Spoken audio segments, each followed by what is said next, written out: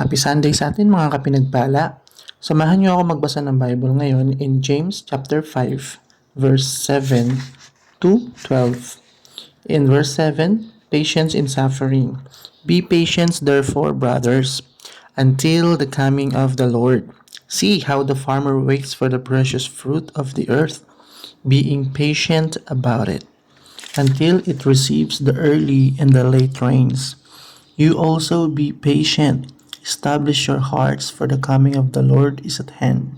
Do not grumble against one another, brothers, so that you may not be judged. Behold, the judge is standing at the door.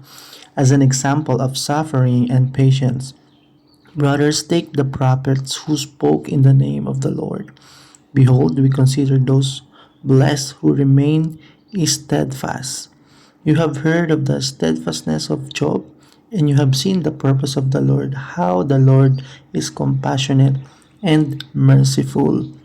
But above all, my brothers, do not swear either by heaven or by earth or by any other oath, but let your yes be yes and your no be no, so that you may not fall under condemnation.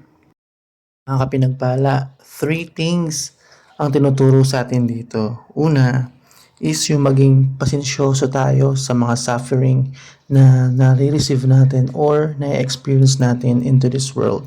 We all know that all of us will experience suffering, and lahat naman ng tao na i-experience yan. But we are blessed because once we experience suffering, meron tayong Diyos na tatakbuhan at hihingan ng tulong. At pangalawa naman ay yung pagkakaroon natin ng heart sa pagdating ng ating Panginoong Hesus. Huwag po tayong mainip sa kanyang pagdating sapagkat lahat po yan ay nakatiming. Instead, remain in His love always. At yung pangatlo naman po is huwag po tayong magsiswear by heaven or on earth. Let your yes be yes and let your no be no. Bakit po kaya? Because you will not be falling into condemnation kapag ka po tayo ay sumagot ng ganong mga bagay. So, wag po tayong doubter at wag po tayong magdesisyon ng padalos-dalos. Bagkus, magdesisyon po tayo ng firm at dapat po yung mga desisyon natin ay pinagpray natin sa Panginoon at nasa kalooban ng Diyos. Sabi po sa verse 13 in the same chapter, if anyone among you suffering, let him pray. If anyone cheerful, let him sing praise.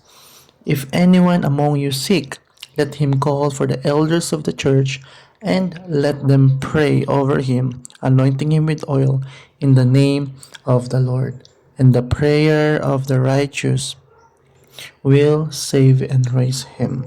So tayo pong lahat ay patuloy na lumapit sa Diyos. Patuloy po nating i-keep ang ating faith and be patient with our suffering. Malapit na pong dumating ang ating Panginoon. Manatili po tayo sa Kanya. Read your Bible, pray daily, and follow His will. Do not conform to the pattern of this world. Mga kapatid, ask the Holy Spirit always. Yun lamang po at maganda pong umaga sa ating lahat.